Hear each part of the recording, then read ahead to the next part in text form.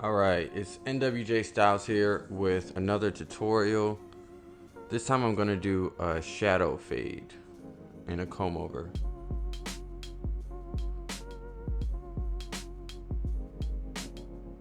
So there you saw the before and after. Now I'm running some alcohol through his hair. Okay, it's not alcohol, it was water. I'm starting with the clipper open, no guard, to put my bottom guideline in. This is what I consider a shadow fade because there's a small amount of hair towards the bottom of the fade, but it's enough to line up. It's just a shadow. Now I'm balding out with my Andy's T outliner. I'm putting my next guideline in with my one guard open.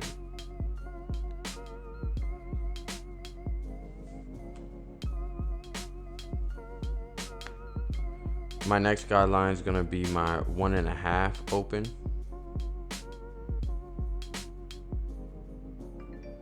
And this is the wall system. So all my guards are walls.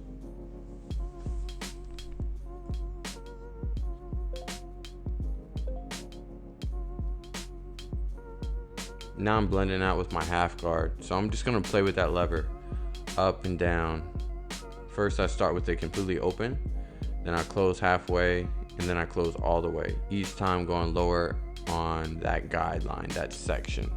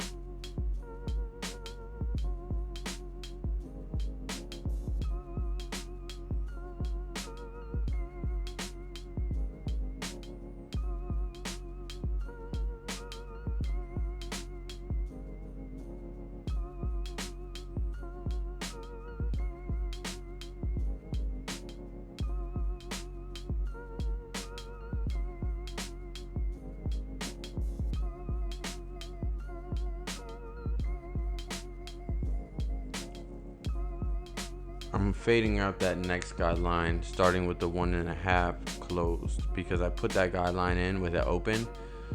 This should be the guard right in between 1.5 open and 1 open.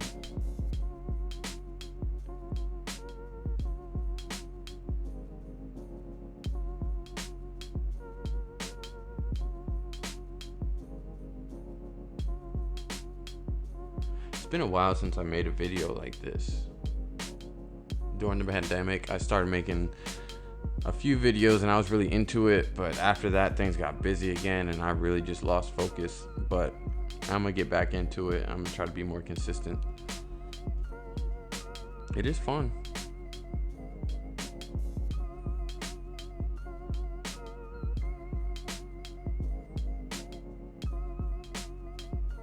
I'm really just going to show you guys half of this fade. It's the same steps on the other side. And when I was filming, this side came out a lot better. The other side I kept getting in the way.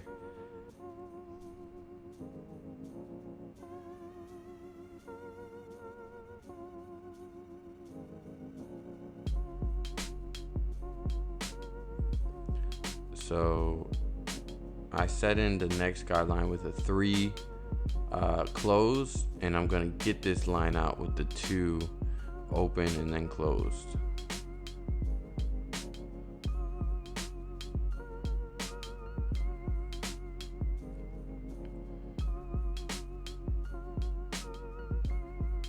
There's a 2. I'm starting to flick that out.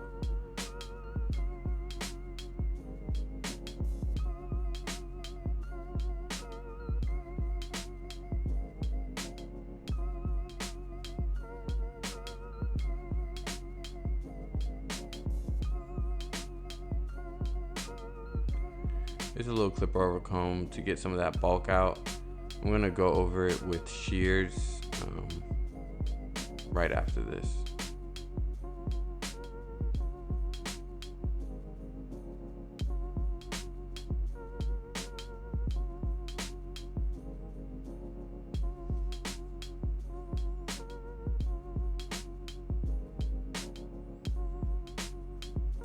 So this is me getting out that bald line I put in with my Andy's T outliner. I'm starting with my clipper open, then halfway open, and then closed.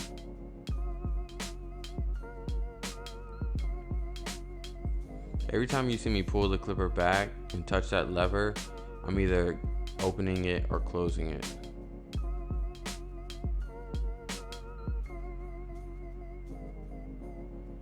I'm focusing on one side before the other because the camera is right in front of my body, so I'm stepping off to the side, so it's kind of hard to put my hand in front of the camera and do both sides, so I'm going to the side.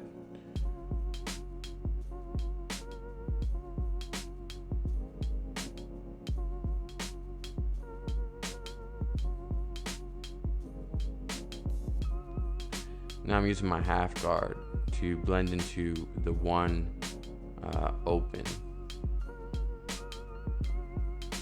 Same, open, halfway open, then close. That's how I get all these lines out.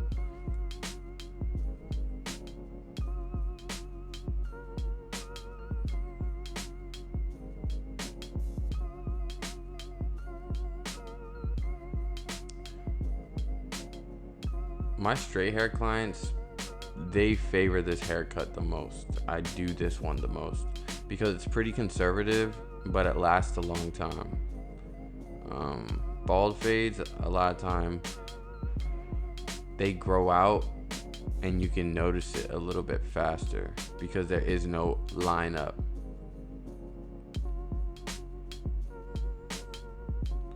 Right here, I'm doing the same steps. I'm getting out some of that bulk with the 3 and then taking out the line with the 2.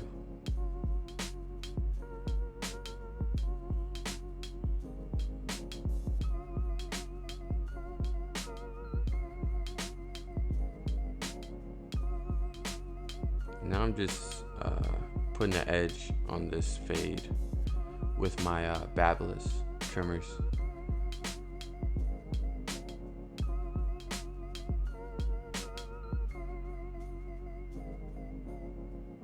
I just got the Andy's T outliners, the cordless, and they're hyped up a lot.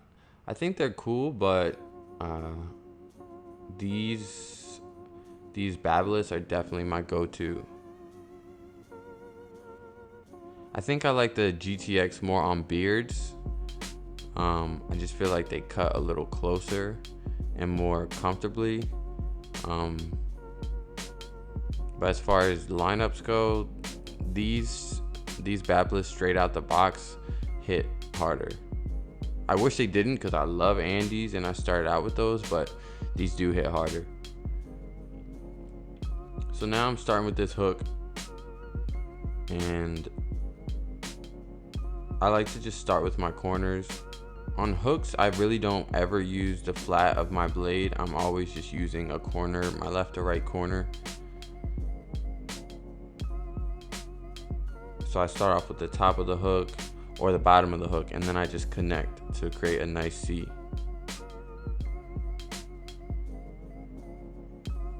All my lineup work is normally followed up with my straight razor. That keeps the haircut for, I don't know, like a day or two longer, and it's also just part of the craft, man. Like, putting a razor on something just slows everything down. It's quiet, and you just really get to laser focus on those tiny hairs, and it's a part of the craft. It's hard to not do it, you know. It's a part of me at this point. Even if the client won't notice, it's part of the reason I do this job.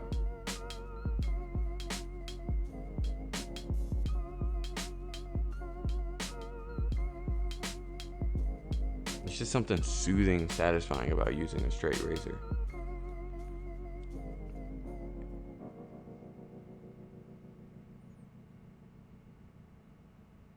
this is a technique, this backhand technique.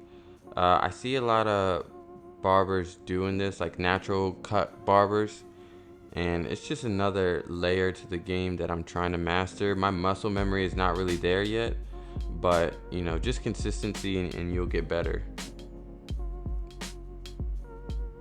So I just force myself to try it, and eventually it'll be second nature.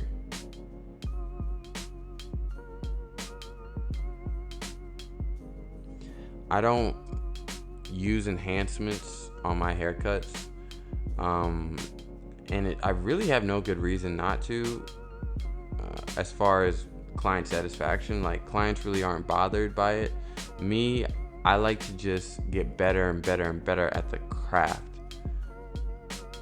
And to me, it's harder to get better when you can cover up mistakes or make things look artificially better with enhancements. So right here, I'm taking about a 1/4 inch or a centimeter off. This is a really bad angle. I wasn't really thinking too much when I was recording this. Here's the other side for a better view.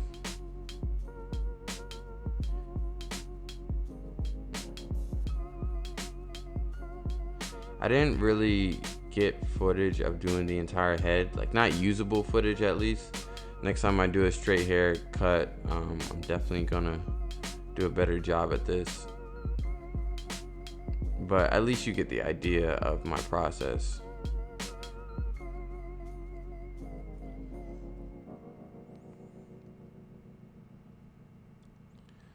This haircut, I did a lot of horizontal and diagonal sections, but sometimes if I'm doing like a crop or just something where I'm not really combing it over, I do the mohawk section and a vertical section first, and then take horizontal sections based on that length. Right now I'm just kind of checking this. I pretty much did it with clipper over comb, but I just wanted to check it with the shears. Right now I'm connecting the back. Sometimes the crown is left a little bit longer when your client's hair tends to stick up, so it is a little longer than say the top of the head, but that's just so there's extra weight, and that extra weight will make his hair more manageable. People don't want to put product in every single day, but they still want their hair to look good, so sometimes you gotta leave it some extra weight so it falls properly. So after this, I did some shear over comb. I didn't show that, but just know I did some shear over comb to blend that in a little bit more. Here's some Elegance hair wax, and after I put that in thoroughly, I melt it into the hair, just on warm setting with my Dyson while I comb it into the place that I want. This is the finished look. I'm really happy with the way it came out. But you always notice little things once you finish your cut or you post it, like, I wish I had just seen that, because our eyes don't see like the camera. Here's just a little hairspray to keep that style in for the rest of the day for him.